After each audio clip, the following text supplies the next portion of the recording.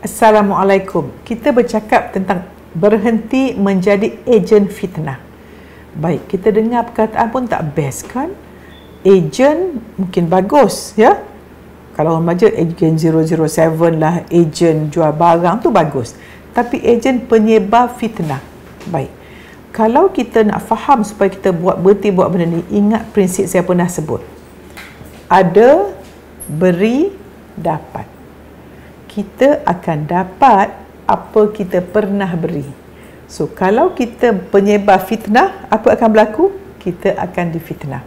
Dan kita hanya boleh menjadi ejen penyebar fitnah dan penuh dengan negatif kalau kita ada banyak penyakit hati dalam jiwa. Dan nak tahu tak remaja sekalian, Allah melihat kita kat mana? Tengok dekat kita punya motor ke? Kita punya jam tangan ke? Kasut sokan ke? Tak. Allah melihat hati kita. Jadi remaja sekalian, selalunya orang yang menyebarkan fitnah ni sebab mereka tidak ada tujuan hidup. Mereka terlalu banyak masa dan tak sedar bahawa masa itulah nyawa modal mereka untuk berniaga dengan Allah, untuk menentukan untung ruginya hidup kita di akhirat, di dunia ini. Maknanya masa yang sedikit tu kita tukar masa kita mata wang untuk dapat investment yang besar di saham. Tetapi orang yang silap rail, silap station dia panggil, zon silap, zon syaitan dia panggil, dia cari fitnah. Dan fitnah ni maknanya benda tu tak betul tapi berbohong. So banyaklah sifat munafik yang ada dalam kita.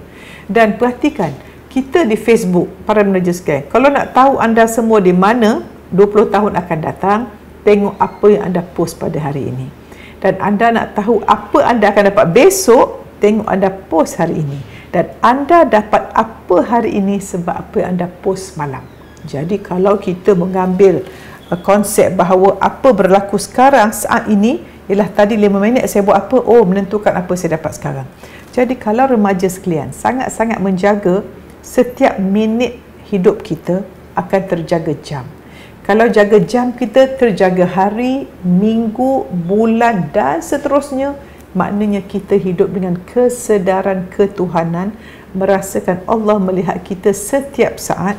Kita tidak ada ruang langsung untuk fikir negatif sebab ada kajian saintifik menunjukkan, saya baru baca buku oleh Dr. Daniel Amen, seorang pakar jiwa, di mana beliau buat scan pada orang berlainan, di mana orang yang minum arak, otak dia menjadi sangat rosak macam orang tua. Dan orang yang sangat positif sifatnya, dia punya otak lebih muda daripada umurnya. Dan orang yang depression, sikap negatif, otak dia sangat tua. Cuba saudara semua Google Dr. Daniel Amen, dia buat PET scan oleh otak.